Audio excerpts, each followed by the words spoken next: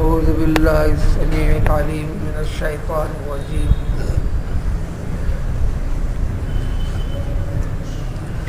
من ذا الذي يقرض الله قرضا حسنا ويضاعفه له أضعافا كثيرة والله يقبض ويبسط وإليه ترجعون۔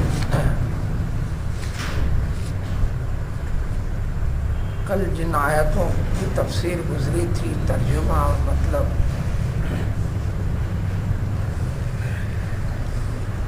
وہ بطور تمہید کے، تاکید کے اور فضیلت کے طور پر تھی۔ بیان کرنا اس چیز کو تھا جو آج کی اس آیت میں ہے۔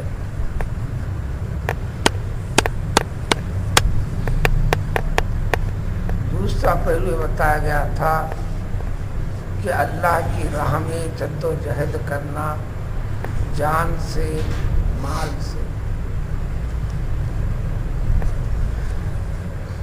یہ سمجھتے ہوئے کہ جان بھی اللہ کی عطا کردہ، مال بھی اللہ کا عطا کردہ ہے، اس میں اشارہ تھا کہ اللہ بڑے فضل والے ہیں لوگوں کے اوپر، لیکن اللہ تعالیٰ کے انعامات، فضل خداوندی جو ہوا کرتی ہے، اس کو اکثر لوگ اس کی قدر کو جانتے نہیں ہیں۔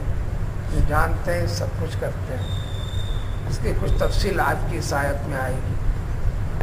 من ذا الذی یقرض اللہ قرضا حسنا، اس آیت شریفہ کی تفسیر خود اس سورے میں بھی آگے چلنے کے بعد آئے گی، سارے کلام پاک میں، بلکہ قرآن کے ختم تک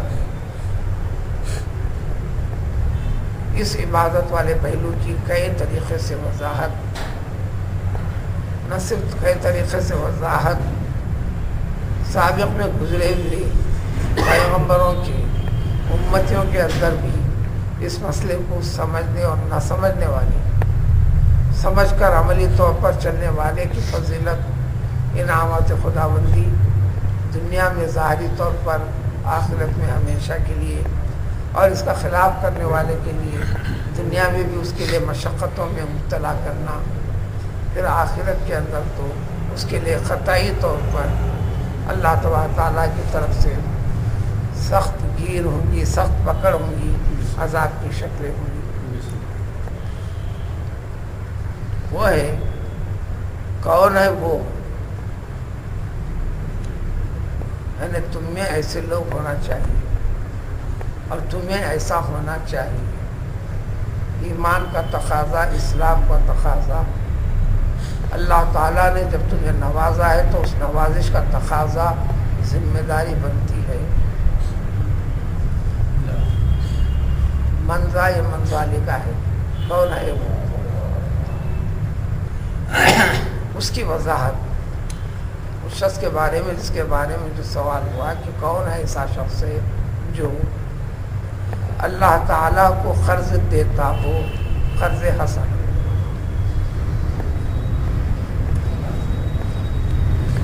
اصل قرض کے معنی عربی میں آتے ہیں الخطو، کاٹنا، اس لیے خینچی کو یہ لیے بھی یہی لفظ سے بنتا ہے، مقراض۔ عربی میں ایک اصول ہے، ایک مفعال، اس وزن پر کسی بھی چیز کو لا لو، کسی چیز کا انسٹرومنٹ کے معنی بن جاتے ہیں، جیسے فتح سے مفتاح، قرض سے مقراض، راحت سے، رواحت سے مرواح، مروحت، پنکھا وغیرہ، ہوا دینے کا، راحت پہنچانے کا آلہ۔ اصل معنی ہے قرض، کاٹنا، ہٹانا۔ قرض بھی جو ہوتا ہے انسان کے مال کا ایک حصہ کٹ جاتا ہے۔ بس 1000 میں سے کسی کو 100 روپے دیے تو 100 روپے کم ہو گئے، کٹ گئے، 900 بچے۔ 1,00,000 میں سے 2,500 روپے زکوٰۃ نکالا تو 2,500 روپے کم ہو گئے۔ 1 کروڑ میں سے 2,50,000 کی زکوٰۃ بنتی، جب وہ نکالا تو کٹ گئے۔ فرائض سے ہٹ کر، یہاں جو ذکر کرنا ہے فرائض سے ہٹ کر، زکوٰۃ تو واجب حصہ ہے، ماں باقی زندگی کے شعبے میں اس کے لیے کوئی وقت کوئی وجہ نہیں. اور 20 وجوہات انسان کی زندگی میں رب العزت ان کے سامنے پیش کرتے ہیں. بندہ سمجھنے میں فرق کرتا ہے.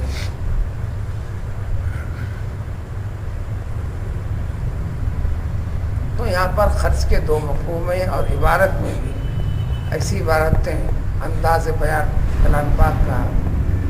تو من یقرض اللہ یہ عبارت یوں بھی ہے من یقرض عباد اللہ.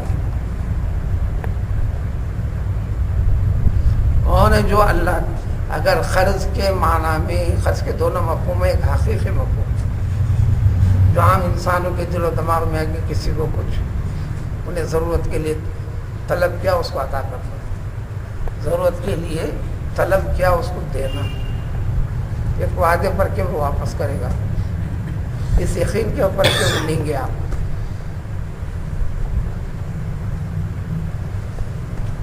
یہ مفہوم بھی ہے اس آیت شریفہ میں.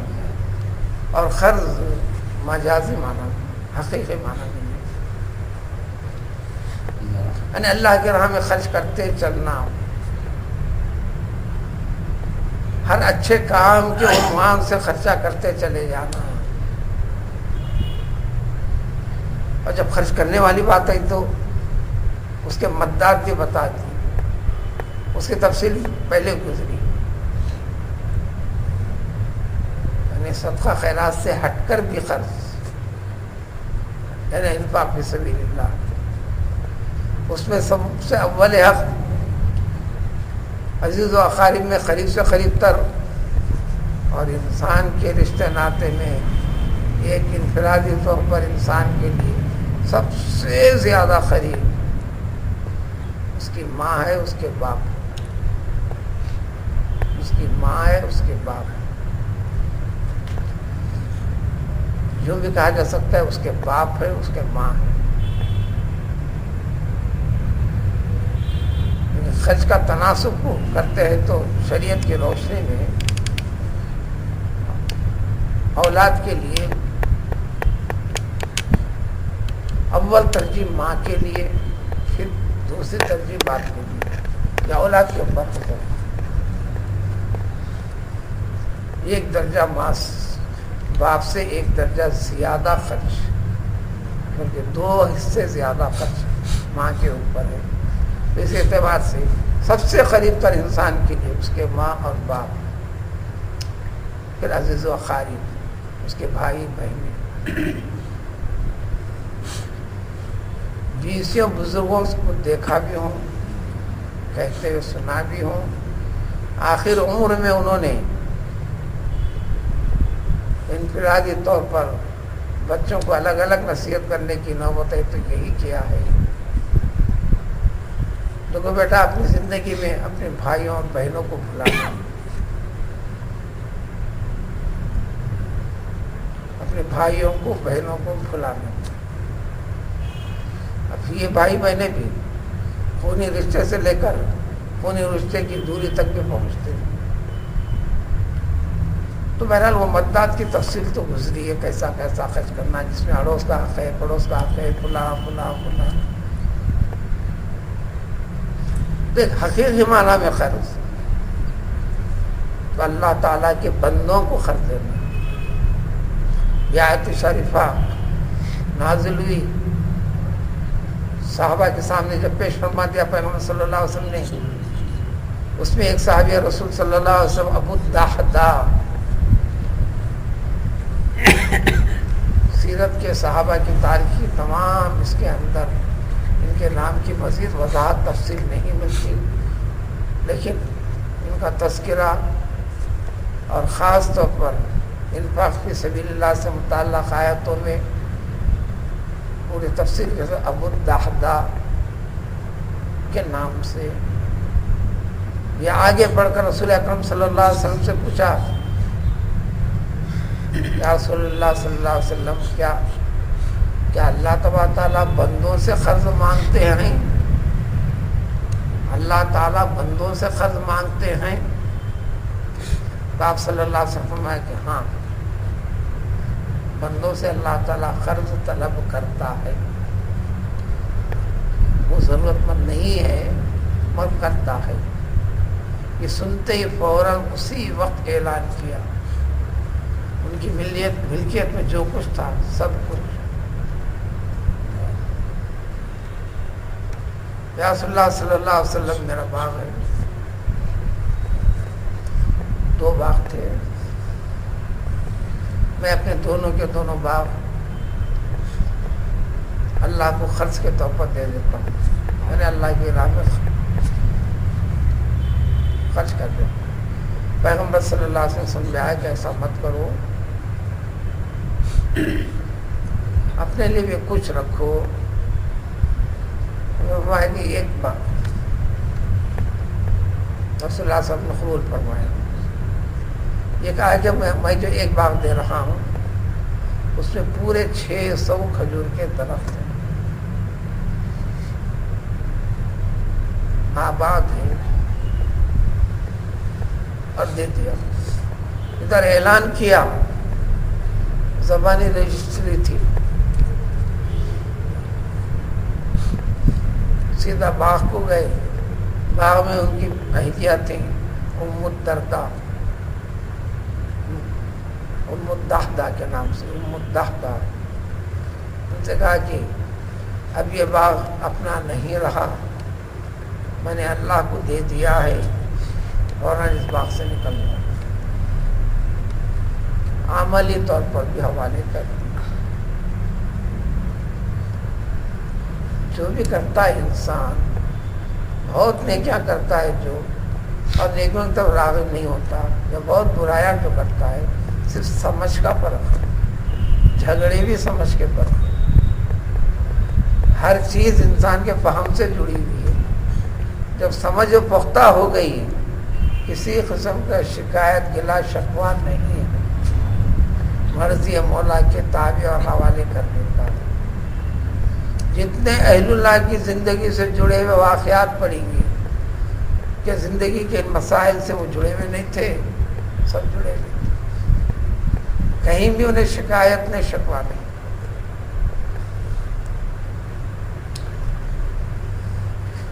ہاں، علم سے جڑے ہوئے افراد اس قسم کے جھگڑے بھی ملیں گے، جھگڑوں کے اندر شقیں پیدا کرتے ہوئے،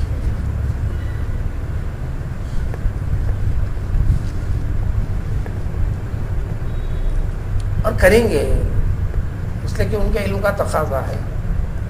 اس علم کی منزل اور اس منزل تک نہیں پہنچی ہے، عملی طور پر پریکٹیکلی ان کا حصہ نہیں بنی۔ جب بنی تو پھر اس کے بعد ساری چیزیں یہ ہو جائیں گی۔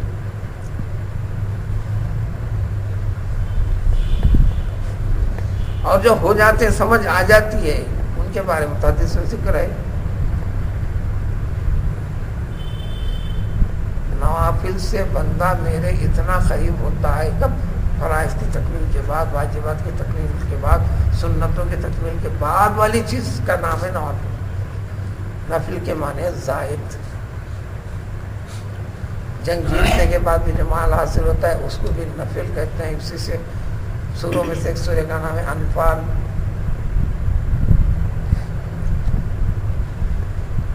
اپنی کمائی کا حصہ نہیں تھا، آیا، جنگ و جہاد کرے تھے، ایمان کے تقاضے کی تعمیل و تکمیل میں، اللہ کے حکم کی تعمیل و تکمیل میں۔ اب جی یہ ملا، یہ لینے کے عنوان مجھ سے نہیں ہے، زائد فرائض، واجبات اور سنتوں کے بعد جو بھی عمل ہوتا ہے، جو بھی نمازیں ہوتی ہیں وہ نفل ہے۔ فرض زکوٰۃ کے بعد جو بھی خرچ ہوتا ہے نفل ہے۔ دوست و احباب کے اندر بھی لین دین جو معاملہ خرچ وغیرہ کا خوش طبعی کے ساتھ ہوتا ہے نفل ہے۔ زکوٰۃ کے علاوہ نکال کر خرچ کرنا جو ہوتا ہے نفل ہے۔ تو نوافل کے ذریعے سے بندہ میرے اتنا قریب ہوتا ہے کہ ایک مرحلے میں بات جب سمجھ میں آ جاتی ہے تو میں اس کی آنکھ بن جاتا ہوں، جس سے وہ دیکھتا ہے میں اس کی زبان بن جاتا ہوں جس سے وہ کہتا ہے، میں اس کا ہاتھ بن جاتا ہوں جس سے پکڑتا ہے، میں اس کا پاؤں بن جاتا ہوں جس سے وہ چلتا ہے۔ تو وہ احکام خدا بندی اور قدرت کے منشے کو نافذ کرنے کی طاقت ایک اعتبار سے اللہ تعالیٰ نے انہیں عطا کر دیا، اور جو کچھ ہوتا ہے اللہ کی طرف سے ہوتا ہے۔ وہ بھی انفرادی طور پر دعویٰ ہرگز نہیں کر سکتا کہ میں اس کو ایسا کر سکتا ہوں۔ اگر دعویٰ کر کے کوئی کرتا ہے تو پھر یہ روحانیت نہیں ہے، للہیت نہیں ہے، وہ شیطانیت ہے۔ چاہے وہ وکیلوں کے ذریعے سے موکل فلاں کا ہے، اس کے بعد اس کے موکل ہے فلاں یہ ہے، وہ سب شیطانی کے۔ تو وہ دادا نے پورا گفا فوراً عطا فرما دیا۔ حقیقی معنی میں خرچ، یہاں دونوں معنی ہے آیت شریفہ میں۔ یہ آیت شریفہ کئی مفہوم کے ساتھ آنے والی ہے، بلکہ تلاوت کرتے وقت غور کیا جائے، نماز کا اتنا ذکر نہیں ہے جتنا انفاق فی سبیل اللہ کا ذکر ہے۔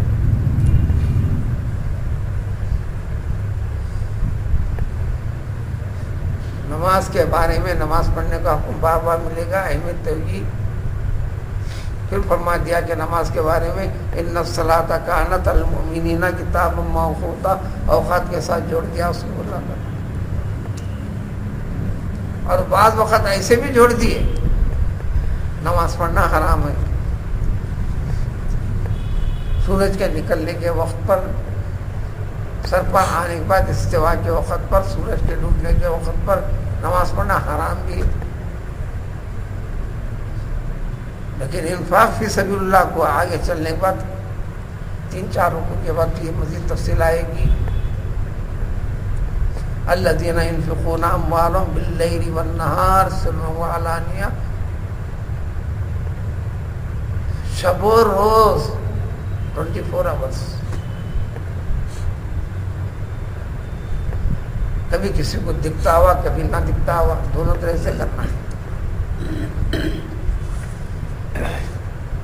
ریاکاری کے لیے دکھانا نہیں ہے، ایک دکھانا ہوتا ہے بالواسطہ عملی طور پر دوسرے کے معنی دوسرے کو سبق کھانے کے لیے، خاص طور پر والدین کے لیے پہلو اختیار کرنا ہے، بول کر نہیں۔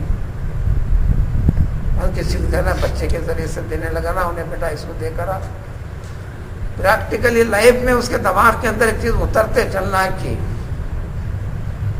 یہ دین کا حصہ ہے۔ اس کی پہنچ وہاں تک نہ پہنچی تو کم سے کم میرے تو والد محترم کا یہ طریقہ کار تھا، کل کے دن جو سمجھ میں آئے گا تو سمجھے گا۔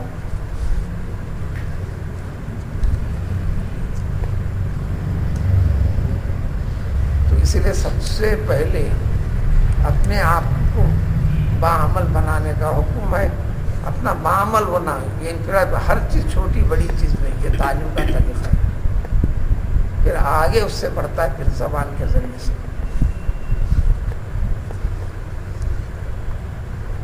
دوسرے، ہر پاک چیز، ہر نیک کام، اچھے کام اللہ کی راہ میں خرچ کرنا، یہ بھی یقرض اللہ قرضا حسنا، اللہ کو قرض دینا ہے، ہر کام اللہ کے لیے کرنا ہے، یہ خیرات بھی، یہ خرچہ بھی۔ ہمارے پاس خرچے کا تصور عام طور پر اردو میں آ جاتا، فقیر آیا سارا اس کو دے دے، اسی کا نام انفاق فی سبیل اللہ۔ اس کا ایک پہلو ہے، بلکہ حکم جاری میں فرمایا رسول اکرم صلی اللہ علیہ وسلم، تحادوا تحابوا، اور کما قال نبی علیہ الصلوۃ والسلام، ارے اپنوں کے اندر بھی ہدیوں کا تبادلہ کیا کرو، محبت کے رشتے کو اور مضبوط کرو اور بڑھاتے چلو، محبت کے رشتے کو بڑھاتے چلو۔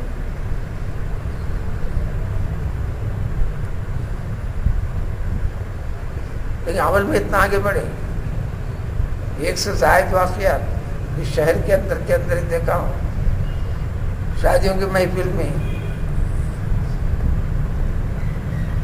جو تحفے کی شکل میں ہے اس کو جمع کر کے ناموں کے ساتھ کئی جگہ رکھا تو اس کو کاپی میں رجسٹر میں قلم بند کرنے لگے.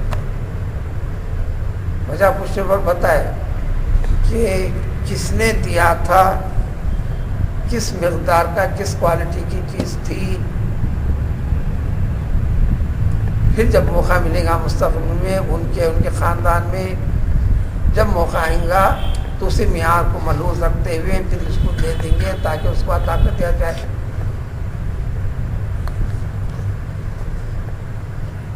اور ایک علمی گھرانے کا حال جب دیکھا تو میں اور حیران ہو گیا.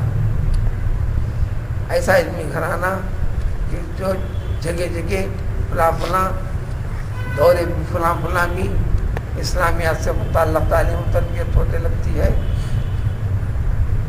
اس گھر کے اندر ان کے لڑکی کی شادی ہوئی تو اس کے بعد والی تفصیل آئی عورتوں کے ذریعے سے آئی تفصیل.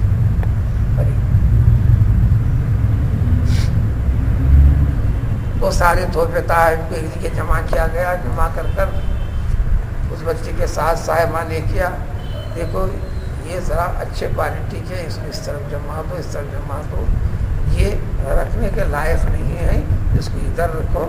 جب شادیاں وقتاً فوقتاً آیا کرتے ہیں جب آئیں گے تو اس میں سے اٹھا کے ایک ایک لے جا کر اپنے تحفہ دے دیں گے. عام آدمی کا کرنا الگ بات ہے، متوسط آدمی کا کرنا الگ ہے. ایک ایسے خاندان سے جو اسلامیات کے نشر و اشاعت میں عملی طور پر چونکہ تھوڑی سی خرابی والا پہلو ہے واقعے میں، اس لیے ناموں کو ذکر نہیں کرنا غیبت کے درجے میں پہنچتا ہے. لیکن نصیحت کے لیے، خلاصے کے لیے نفس واقعے کو ذکر کرنا، ظاہر کو پڑھنے کے لیے اس کو ذکر کر دو. جب شخصیت کے نام کے ساتھ جوڑ دیا جائے تو پھر ایک عیب نام کی چیز کو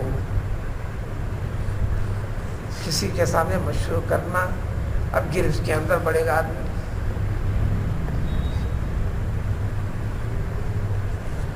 بعض چیزیں یوں ہی رسم و رواج کا ایسا حصہ بن جاتی ہیں کہ اس پہ انسان توجہ نہیں دیتا. قرآن سب سے زیادہ ہر چیز کے اندر یہ کرنے لگتا ہے. دوسرے صدقات، خیرات، انفاق فی سبیل اللہ، یہ مجازی معنی اللہ کو خرچ دینا ہے، یعنی اتنا قطعیت کے ساتھ ہے آپ کا دے کر آپ کے پاس سے کٹا مال، خرچ کے معنی کو کٹنا ہے، مال کا کم ہونا ہے ظاہری طور پر، کٹا مال، لیکن ایسا کٹا ہے کہ لازماً لوٹ کر آنے والا ہے کئی شکلوں میں، کئی گنا اضافہ شکلوں میں، جس کے اندر ذرا بھی غبن نہیں ہے، دھوکہ نہیں ہے، فریب نہیں ہے. اضافے کے ساتھ اضافہ بھی بے حد و حساب کا اضافہ.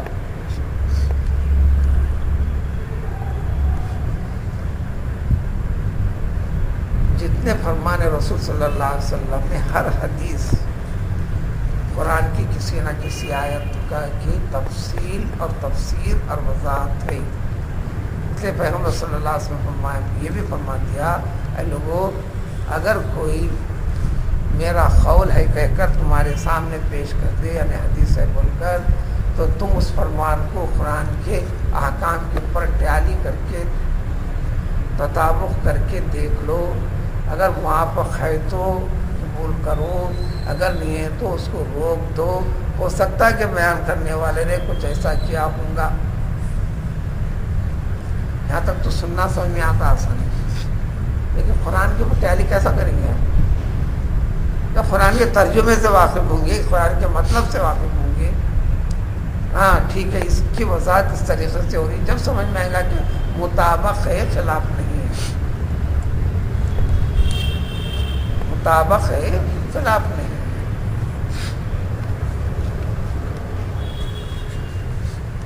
یہاں تک فرمایا کہ قرض صدقہ ہے، یعنی نیکی، قرض دینا صدقہ.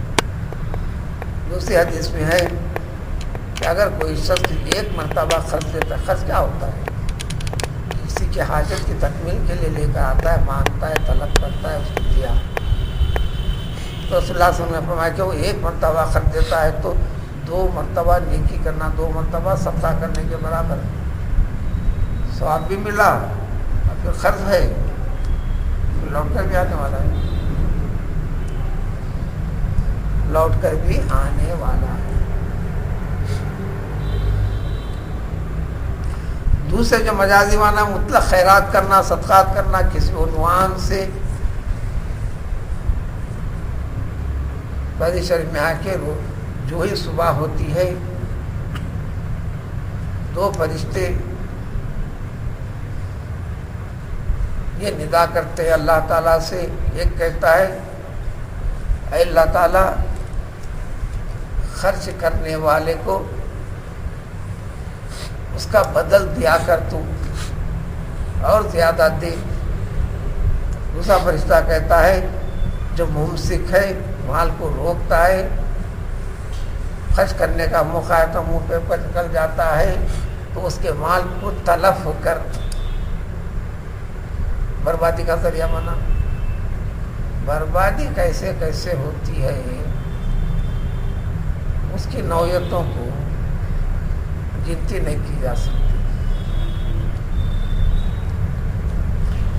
ان چیزوں کو قرآن کے اندر سب سے زیادہ ایک خرچ کرنے والے نہ کرنے والے پہلوؤں کے اوپر سابقہ امتوں کے 20 واقعات کلام پاک میں آنے والے ہیں۔ سورہ کہف کے اندر بھی واقعہ بنی اسرائیل کا وہی ہے،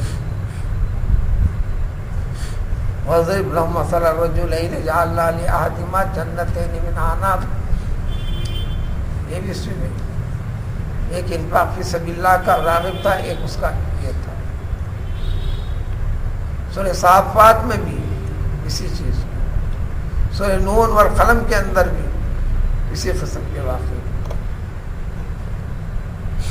تاکہ عملی طور پر اس امت کو ایمان کے تقاضوں کا پہلو اچھی طرح واضح ہو جائے، کیونکہ اب وحی کا سلسلہ ختم ہونے والا ہے، ختم کر دیا گیا، آخری کتاب اللہ تعالیٰ نے نازل کر دی، باقی رکھ دیا۔ قرضاً حسنا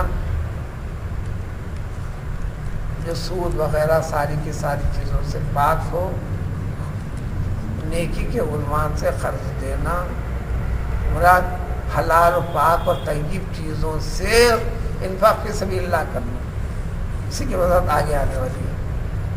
اس لیے کہ اللہ تبارک تعالیٰ لا يقبل اللہ الا الطیب، اللہ تعالیٰ سے پاک اور طیب چیز کو ہی قبول کرتے ہیں۔ ایک چیز ہمارے استعمال سے باہر ہوگی، اب ہماری پسند کی نہیں رہی، پسند کے دوسرے تیسرے درجے میں آ گئی، اب ضائع کرنے کے بجائے ایک سائل آ گیا تو ہم اس کو دے دیتے ہیں تاکہ بالواسطہ اس کے کام آ جائے، تو کام تو آ جائیں گا لیکن نیکی کے درجے میں نہیں پہنچے گا، انفاق کے درجے میں نہیں آئے گا، کیونکہ اللہ نے حکم دے دیا۔ اس کی وضاحت آئیں گے پانچ حکم کے بعد آنے والی ہے۔ یا ایھا الذین آمنوا انفقوا من طیبات ما کسبتم، اپنی محنت کی کمائی کا ہو، اس میں حلال کمائی کا ہو، کسی اور کا شبہ نہ ہو۔ تو میں یہ بھی وضاحت کر دی، کسی کو دیتے وقت پر صحیح دیر کے لیے تصور کر لو کہ وہ شخص تم کو یہ دے رہا ہے، دے تو آپ رہے ہیں، دینے کے وقت یہ تصور کر لو کہ وہ شخص تم کو یہ چیز دے رہا ہے، تو کیا تم اس کو پسند کی نظر سے قبول کر کر اختیار کر سکتے ہو؟ اگر تمہارا ضمیر یہ گواہی دیتا ہے تو پھر یہ تمہارا اس کو دینا نیکی کے عنوان سے صحیح ہے۔ میرے دل سے اتر گئی چیز، میں اب اس کو دینا چاہتا ہوں، دے دو، نے لے لیا، یہ ہو گیا، لیکن نیکی کے درجے میں جو معیار بتایا اللہ تعالیٰ نے، اللہ کا کیا معیار ہے؟ سارے عمل کے اندر ایک وزن کو باقی رکھا ہے، فمن ثقلت موازینہ فہو فی عیشۃ راضیہ۔ عمل کو دیکھنا نہیں ہے، عمل کی تازہ گنتی کی کاؤنٹنگ کرنا نہیں ہے، اس عمل کے اندر نیت، خلوص، طریقہ، اہتمام کو دیکھنا ہے، وہی وزن پیدا کرتا ہے۔ اب بے وزن چیز ہے تو وزن میں نہیں ہے۔ فَيُضَاعِفُ، اللہ تعالیٰ ذکر کرتے ہیں کہ اس کو کئی گنا، یہاں تو کثیرہ کے ساتھ بہت بہت زیادہ دی وضاحت ایک صدقے کو 700 تک کا ذکر احادیث میں عدد میں 700 تک کا ذکر آتا ہے۔ پھر اللہ تعالیٰ عدد کے پابند نہیں ہے، کثرت بیان کرنا مقصد ہے، اس کے ارادے اور نیت اور خلوص کی بنیاد پر بندہ حساب و کتاب بھی کر نہیں سکتا، بے حد و حساب عطا فرمائیں گے۔ اب راہ دینے میں کٹتا ہے، مال کم ہوتا ہے، خرچ کی بہت سی وضاحتیں ہیں اور اسی سورے میں آنے والے ہیں، پورے پہلوؤں کو نہیں، احادیث طیبہ بھرے ہوئے ہیں۔ مسلم شریف کے اندر تو بڑی طویل حدیث شریف ہے، ایک بنی اسرائیل کے واقعہ، اس کی برزخی کیفیت کو ذکر فرمایا کہ یہ 70 پیسے والا جو بھی خرچ کے لیے آتا اس کو برابر خرچ دیتا، وہ جتنا وعدہ کرتا اس کو خرچ دیتا، وقت پہ ادا نہیں کر سکتا جا کے اس کا گلا بھی نہیں پکڑتا، میں معاف کر دیا یہ بھی نہیں کہتا، جب وہ آ کر کہتا کہ مجھے اور سہولت دیجیے اچھی باتیں دیتا، لا کر دے دیے لے لیتا، پھر مدت کے بعد پھر مدت کو پھر وسیع کرتے چلتا تو غصے میں نہیں آتا، اس کو دیتے جاتا۔